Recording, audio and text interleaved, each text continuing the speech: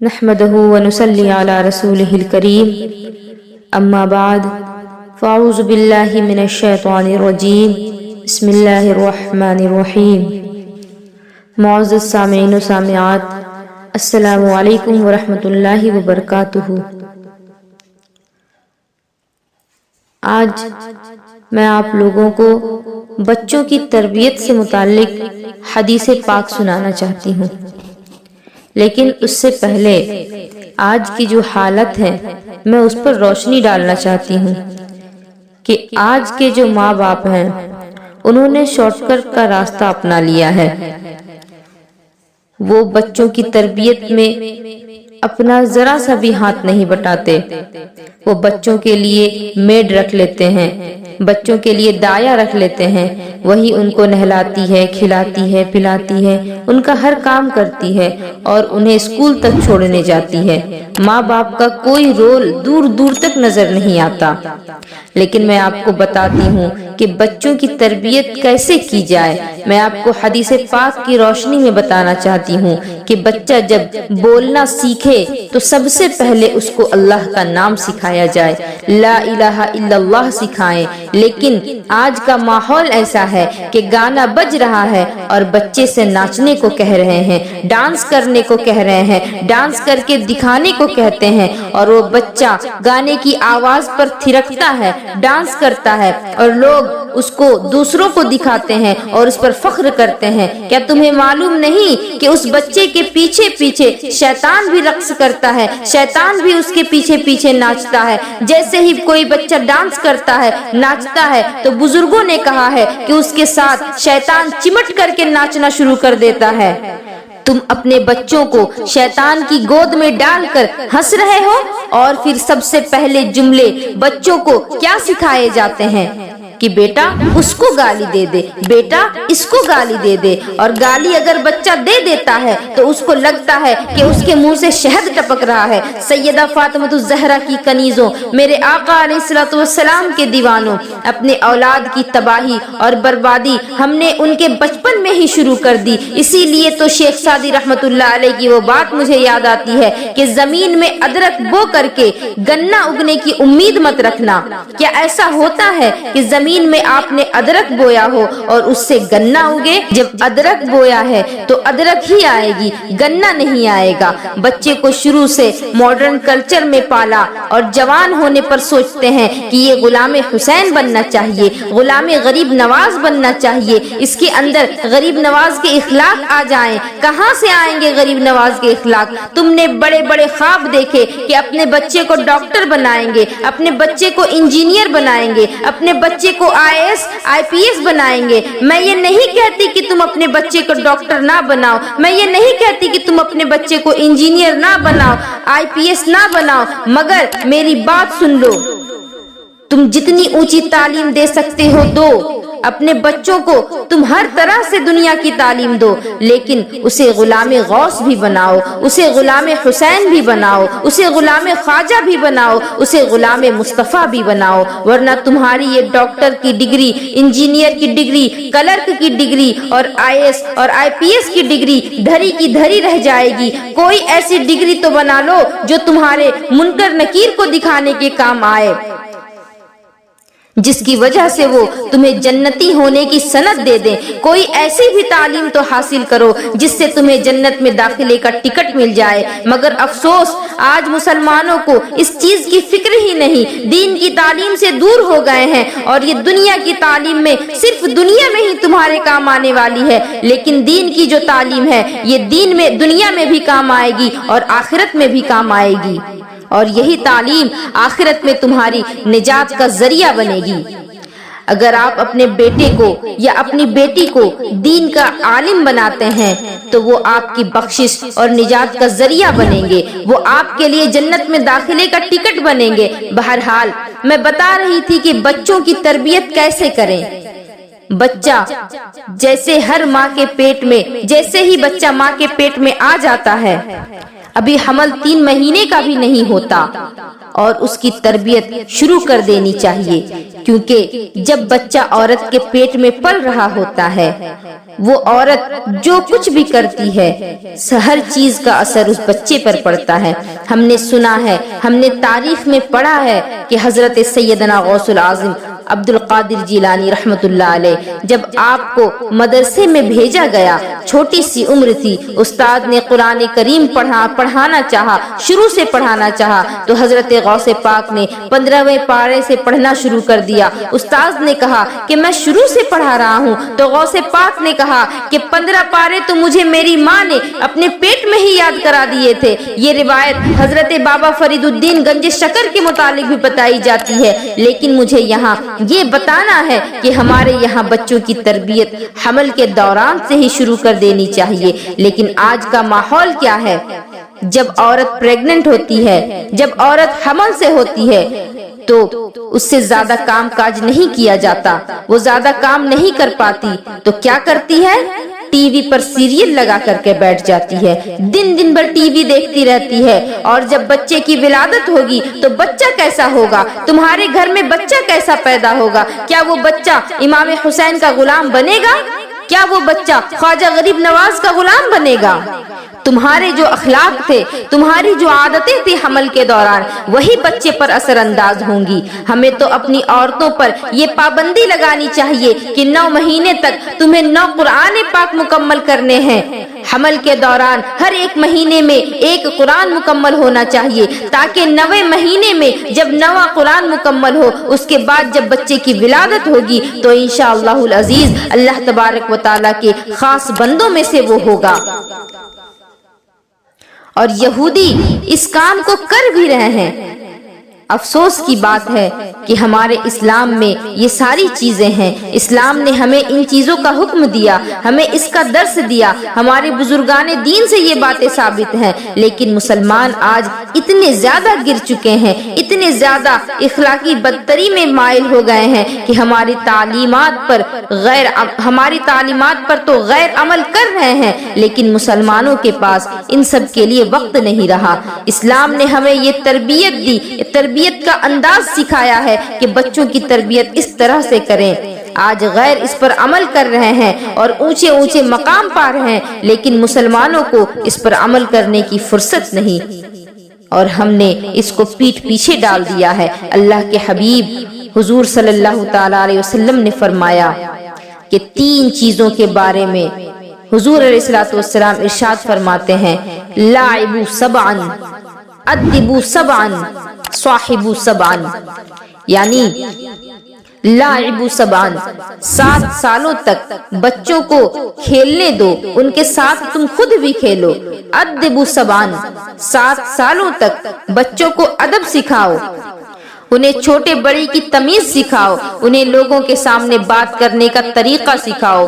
صاحبوا سبعا، اور 7 سال تم اپنے بچوں کے دوست بن کر کے رہو۔ ماں باپ تو ہو ہی، لیکن اس کے ساتھ ساتھ اپنے بچوں کے ایسے دوست بن جاؤ کہ وہ بلا جھجک ہر بات تم سے کہہ سکیں۔ 7 سال میں الگ الگ سٹیپ بائی سٹیپ بچوں کی تربیت کرنے کا طریقہ سکھایا۔ پہلے 7 سال بچوں کو کھیلنے کودنے دیں، ان کے ساتھ کھیلیں، دوسرے 7 سال میں بچوں کو ادب سکھائیں، اور تیسرے 7 سال میں بچوں کے دوست بن جائیں۔ کل کتنے ہو گئے؟ کل 21 سال ہوئے۔ 21 سال تک ماں باپ کی ذمہ داری ہے کہ اپنے بچوں کو سنبھالیں، ان کی تربیت کریں۔ شروع کے جو 7 سال ہیں، 1 سے لے کر 7 سال، بچے کے یہ جو 7 سال ہیں، ان میں بچے کو کھیلنے دو، اچھلنے دو، ان کو کودنے دو، یہاں تک کہ اگر بچے مسجدوں میں آ جائیں تو میرے آقا علیہ الصلوۃ والسلام نے کبھی بچوں کو مسجد میں آنے سے منع نہیں کیا، کبھی مسجد سے باہر نہیں کیا۔ لیکن آج لوگ صفوں سے بچوں کو نکال دیتے ہیں کہ تم جاؤ اور بچوں کے ساتھ رہو، اور وہ بچوں کے ساتھ جب جاتے ہیں تو پوری گینگ بنا کر کے شور مچانا شروع کر دیتے ہیں۔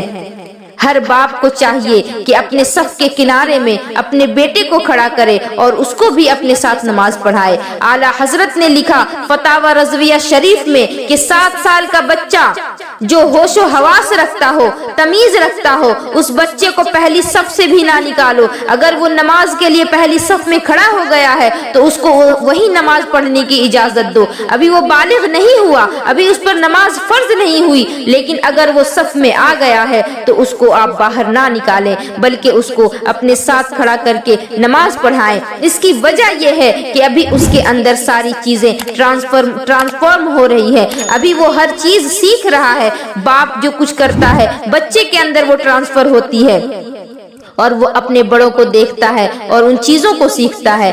अगर तुम उनको पीछे बच्चों में बिठा दोगे तो वो बच्चे ही रह जाएंगे और शरारत ही करेंगे। हुजूर अलैहिस्सलातु वस्सलाम ने फरमाया कि 7 साल 1 से लेके 7 साल तक तुम बच्चों को खेलने दो, उनके साथ खेलो और उनको खेलने कूदने में किसी तरीके से मना ना करो। लेकिन बच्चा 3 साल का ही है और उसे स्कूल में डाल देते हैं। आज तो यही रिवाज है, nursery, pre nursery, play school, kindergarten, न जाने क्या क्या। 3 साल का बच्चा, अभी बच्चे ने दूध छोड़ा ही होता है कि बच्चे के कंधों पर बोझ डाल दिया जाता है, जबकि इंडियन गवर्नमेंट का भी ये रूल है कि 6 साल से पहले बच्चों को ना पढ़ाया जाए। और ये जो यूकेजी और एलकेजी नर्सरी वगैरह हैं, ये सारे इलीगल हैं, क्योंकि कानूनी एतबार से फर्स्ट स्टैंडर्ड से ही स्कूल होता है। मुझे तो लगता है कि फ्यूचर में ऐसी स्कूलें भी होंगी कि बच्चा अभी पैदा हुआ है और स्कूल वाले हॉस्पिटल में ही आकर के खड़े हो जाएंगे कि बच्चा हमें दे दो, अब बच्चा पैदा हो गया है, हम ही बच्चे को पालेंगे।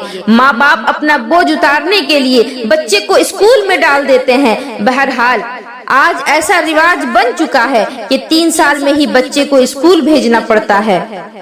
आप उनको भेजें स्कूल, लेकिन बच्चे को खेल कूद की पूरी इजाजत दें, बल्कि आप खुद उनके साथ खेलें। अब दूसरा निजाम जो मेरे आका अलैहिस्सलातु वस्सलाम ने फरमाया, अल्लाह के हबीब अलैहिस्सलातु वस्सलाम फरमाते हैं अद्दिबू सबअन, कि अब 7 साल से 14 साल तक लेकर बच्चे को खुलूस और अदब सिखाओ, बच्चों को हाथ पकड़ करके ले जाओ और नमाज पढ़ना सिखाओ, वुजू करना सिखाओ, बड़ों की इज्जत करना सिखाओ, सारी चीजें सिखाओ, जितना अदब हो सकता है उतना सिखाओ। मारने की जरूरत अगर पड़े तो तुम इसी उम्र में मारो, इसी उम्र में बच्चों को मारने की भी इजाजत है। अगर सख्ती भी करना चाहते हो तो इसी 7 साल से 14 साल की उम्र में तुम करो, और इसके बाद तुम सख्ती भी नहीं कर सकते। और अपने और उन बच्चों को अदब सिखाओ। और हम इस उम्र में बच्चों के साथ क्या कर रहे हैं? बच्चा जब 3 साल का ही है, स्कूल जाने लगा, 7 साल का हो गया तो अब खुद ही वो पाबंदी करने लगा है, वो डेली स्कूल जाता है अपनी रूटीन के हिसाब से। माँ बाप तो टेंशन फ्री हो गए, सोच लिया कि अब तो बच्चा सीधे रास्ते पर चल पड़ा है, अब हमें क्या जरूरत है। अब उसे अदब नहीं सिखाया जाता, अब बच्चे को उसके हाल पर छोड़ दिया जाता है, जबकि 14 साल की उम्र तक उसको कुछ पूछा ही नहीं जाता। अब 14 साल की उम्र के बाद बच्चा 10वीं में जब जाता है, 16 साल की उम्र आती है, अब वो हमारे हाथ से निकल गया होता है। क्यों निकलता है वो भी सुन लीजिए। अब हुजूर अलैहिस्सलातु वस्सलाम का निजाम क्या है? साहिबु सबअन, यानी 14 साल से 21 साल तक की जो उम्र है, इस उम्र में तुम उनके दोस्त बन जाओ। हर माँ बाप अपने औलाद से दोस्ती करे, बिल्कुल बेतकल्लुफी वाली दोस्ती करे कि तुम्हारा बच्चा हर चीज तुम्हारे साथ शेयर करने लगे। लेकिन हमने उल्टा कर दिया, जैसे ही बच्चा 14 साल का हुआ, माँ बाप अब उसको आंख दिखाते हैं, मारते पीटते हैं, तो बच्चा दूर होने लग गया। माँ बाप का डर अब बच्चे के अंदर पैदा हो गया। बच्चा सोचता है कि बाप से ये बात नहीं कर सकता, कोई बात अगर हो तो सोचता है कि माँ से ये बात नहीं कर सकता, तो आखिर वो बात करे तो किससे करे। अब वो आवारा लड़कों के साथ दोस्ती करने लगता है और उन्हीं से सारी बातें करता है। फिर वो दोस्त जो है वही उसे अच्छे लगने लगते हैं और वो तन्हाई में उसको ले जाते हैं और राज की बातें बताते हैं, वो बातें बताते हैं जो अभी उस बच्चे को जानना नहीं था और वो अभी बालिग भी نہیں ہوا، ابھی وہ بالغ ہو رہا ہوتا ہے کہ اس کو طرح طرح کی برائیاں سکھا دیتے ہیں۔ نئی جوانی آ رہی ہوتی ہے، وہ شرماتا ہے، اپنے اندر کچھ نئی تبدیلیاں دیکھتا ہے، وہ سوچتا ہے کہ کس سے شیئر کروں، ماں باپ سے تو ڈر رہا ہے کہ کیا کہوں، ماں باپ سے کہہ نہیں سکتا، وہ آنکھ دکھاتے ہیں، وہ مارتے ہیں، تو وہ ان آوارہ دوستوں سے ہی پوچھتا ہے کہ میرے اندر یہ تبدیلیاں ہو رہی ہے، بتاؤ میں کیا کروں۔ اور وہ آوارہ لوگ اس کے ذہن میں گندگی بھرنا شروع کر دیتے ہیں، لڑکیوں کی طرف بھاگنا اس کو سکھاتے ہیں، لڑکیوں کا پیچھا کرنا اس کو سکھاتے ہیں، اور ہر طرح کی بری لذت اس کو حاصل کرنے کا طریقہ سکھاتے ہیں۔ کاش کے ماں باپ دوست ہوتے۔ 14 سال سے 21 سال تک کی عمر میں ہم نے دیکھا ہے کہ جو ماں باپ اپنے بچوں سے دوستی کرتے ہیں تو وہ بچے بھی پھر ساری باتیں اپنے ماں باپ سے ہی شیئر کرتے ہیں، وہ آ کر کے اپنے ماں باپ کو ہی بتاتے ہیں۔ اگر اسکول میں یا کہیں اور کوئی معاملات پیش آ جاتے ہیں تو وہ ان ساری باتوں کو اپنے کسی دوست و احباب کو نہیں بتاتے بلکہ اپنے ماں باپ سے آ کر شیئر کرتے ہیں، اور پھر ماں باپ ان کو اچھا طریقہ سکھاتے ہیں، ماں باپ اس کو اچھی تربیت دیتے ہیں۔ یہ نظام مصطفیٰ کریم ہے، یہ نظام ہمیں میرے آقا علیہ الصلوۃ والسلام نے دیا۔ میں یہاں سیدنا غوث اعظم کا ایک واقعہ بتانا چاہتی ہوں کہ بچوں کو اگر کچھ بنانا چاہتے ہو تو قربانی دینی پڑے گی۔ ہزاروں سال نرگس اپنی بے نوری پہ روتی ہے، ہزاروں سال نرگس اپنی بے نوری پہ روتی ہے، بڑی مشکل سے ہوتا ہے چمن میں دیدور پیدا، اور مٹا دے اپنی ہستی کو اگر کچھ مرتبہ چاہے، مٹا دے اپنی ہستی کو اگر کچھ مرتبہ چاہے، کہ دانہ خاک میں مل کر گلے گلزار بنتا ہے۔ آپ مجھے بتائیں کہ آپ اپنے ہاتھ کی ہتھیلی پر گلاب کا بیج رکھیں گے اور آپ سوچیں گے کہ یہ گلاب کا پھول بن جائے تو کیا ایسا ہوگا؟ ظاہر سی بات ہے کہ اگر آپ ہتھیلی میں گلاب کے بیج کو رکھیں گے تو وہ کبھی بھی گلاب کا پھول نہیں بنے گا۔ اس کو گلاب کا پھول اگر آپ بنانا چاہتے ہیں تو اس کے لیے ضروری ہے کہ آپ اس کو مٹی میں ڈالیں، مٹی کے اندر اس کو بوئیں، تب جا کر کے پھر اس میں پانی ڈالیں، اور اگلے دن ہی آپ دیکھیں گے کہ اس کا پودا نکلنا شروع ہو گیا، اور کچھ دنوں کے بعد آپ اس میں گلاب بھی کھلا ہوا دیکھیں گے۔ لیکن اگر آپ اس دانے کو اپنی ہتھیلی میں رکھے رہیں گے اور آپ کہتے رہیں گے کہ گلاب ہو جا، گلاب ہو جا، آپ ناک رگڑ لیں، لیکن وہ بیج کا بیج ہی رہے گا، وہ گلاب کا پھول نہیں بنے گا۔ اور اسی طرح اگر آپ اپنے بچوں کو ہتھیلی پر رکھے رہیں گے، اسے زمین پر اترنے نہیں دیں گے، تو وہ بھی کبھی کچھ نہیں سیکھ پائے گا۔ اپنے بچوں کو حالات کا مقابلہ کرنے والا بناؤ، انہیں دنیا کی تکلیفوں کا سامنا کرنے دو، ورنہ تمہارا بچہ کچھ بھی نہ بن سکے گا، وہ دنیا میں کوئی کام نہ کر سکے گا۔ پرندہ بھی جب اپنے بچے کو گھونسلے سے اڑنا سکھاتا ہے تو اسے اپنی چونچ سے خود ہی دھکا مارتا ہے، اور جب وہ بچہ نیچے گر جاتا ہے تو وہ پرندہ بھی اس کے ساتھ ساتھ نیچے آتا ہے اور پھر اسے دوبارہ سے دھکا دینا شروع کرتا ہے، تب جا کر کے وہ پرندہ اڑنا سیکھتا ہے۔ یہ حال تو جانوروں کا ہے، تو پھر انسانوں کو ان سے کہیں زیادہ آگے ہونا چاہیے۔ جب یہ مصیبتیں آتی ہیں تو پھر بندوں کے اندر اور بچوں کے اندر تجربہ بھی پیدا ہوتا ہے۔ سیدنا غوث العظم جیلانی علیہ رحمت الرضوان نے تعلیم کس طرح حاصل کی؟ سیدنا غوث اعظم جیلانی ابھی چھوٹی ہی عمر میں تھے کہ ان کے والد کا انتقال ہو گیا۔ آپ کی بیوہ ماں نے آپ کی پرورش کی۔ حضرت سیدنا غوث اعظم جیلانی کی ماں نے سیدہ ام الخیر فاطمہ، انہوں نے اپنے بیٹے عبد القادر کو جیلان بھیجا، انہوں نے اپنے بیٹے کو عراق سے بغداد بھیجا، اور صبح سے شام کے لیے نہیں بلکہ کئی سالوں کے لیے بھیجا، تعلیم حاصل کرنے کے لیے، دین کی تعلیم کے لیے ان کو بھیجا۔ تو جب حضرت سیدنا غوث اعظم عراق سے حضرت سیدنا غوث اعظم بغداد پہنچے تو وہاں وہ تعلیم میں مشغول ہو گئے، تعلیم کا سلسلہ انہوں نے شروع کر دیا۔ ان کو تعلیم حاصل کرتے ہوئے 7 سال گزر گئے۔ وہ ان 7 سال کے عرصے میں ایک مرتبہ بھی اپنی ماں سے ملنے کو نہیں گئے، لیکن اسی دوران ایک تاجر عراق سے بغداد کی طرف آتا ہے اور وہ سیدنا غوث اعظم جیلانی کو دیکھ لیتا ہے تو ان سے کہتا ہے کہ عبد القادر تم ہی ہو، تم تو کافی بڑے ہو گئے۔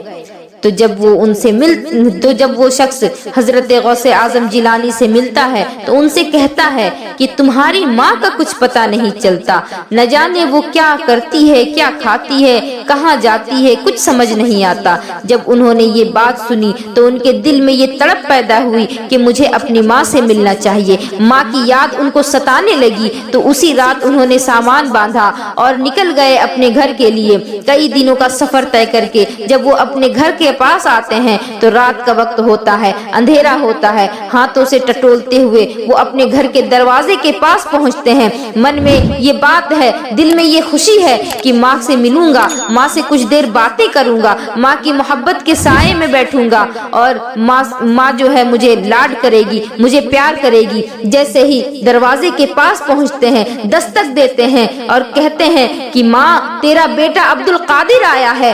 اندر سے آواز آتی ہے، کون عبد القادر؟ یہ ماں کی آواز تھی۔ ماں دروازے کے پاس آتی ہے اور کہتی ہے، کون عبد القادر؟ میں کسی عبد القادر کو نہیں پہچانتی۔ سیدنا غوث اعظم جیلانی فرماتے ہیں کہ ماں تیرا بیٹا عبد القادر۔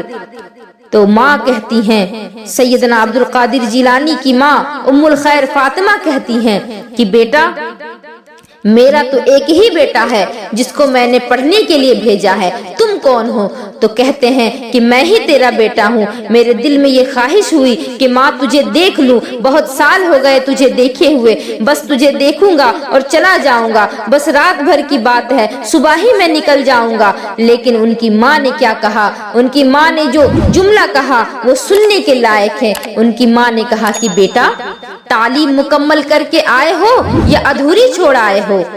سیدنا غوث اعظم جیلانی فرماتے ہیں کہ ماں ابھی 2 سال اور بچے ہیں۔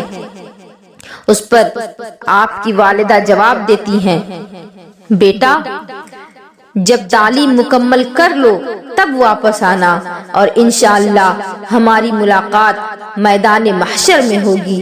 یہ بات جب کہتی ہیں تو سیدنا غوث اعظم جیلانی راتوں رات اپنے گھر کے دروازے سے پلٹتے ہیں اور واپس بغداد شریف چلے جاتے ہیں اور وہاں تعلیم میں مصروف ہو جاتے ہیں۔ پھر 1 سال کے بعد کوئی تاجر وہاں جاتا ہے اور ان سے ملاقات کرتا ہے تو انہیں بتاتا ہے کہ تمہاری ماں 1 مہینہ ہوا ان کو انتقال کر گئے، وہ انتقال ہو گئیں، 1 مہینے گزر گئے۔ جب سیدنا غوث اعظم جیلانی نے یہ بات سنی تو ان کو ان کی ماں کی وہ بات یاد آ گئی کہ ان کی ماں نے کہا تھا کہ عبد القادر اب میری اور تمہاری ملاقات قیامت کے دن ہی ہوگی انشاءاللہ۔ تو ایسی قربانیاں دی ہیں ہمارے بزرگان دین نے، لیکن آج کے ماں باپ چاہتے ہیں کہ اپنے بچوں کو مسند پر بٹھائے رکھیں، اپنے بچوں کو گود پہ بٹھائے رکھیں، ہاتھ کی ہتھیلی میں رکھیں۔ ارے اگر تم انہیں دنیا کے ان تکلیفات سے گزرنے کا موقع ہی نہیں دو گے تو پھر وہ کس طرح سے تمہارے بعد اس زندگی کو گزار سکیں گے؟ تم ہمیشہ تو ان کے لیے نہیں رہو گے، تم ہمیشہ ان کا سہارا نہیں بن سکتے، تمہیں آخرکار اس دنیا کو چھوڑ کر جانا ہوگا۔ اور جب تم ان کو کوئی ٹریننگ نہیں دو گے اور تم دنیا سے چلے جاؤ گے تو تمہارے جانے کے بعد تمہارے بچے بے یار و مددگار ہو جائیں گے، وہ تو برباد ہو جائیں گے۔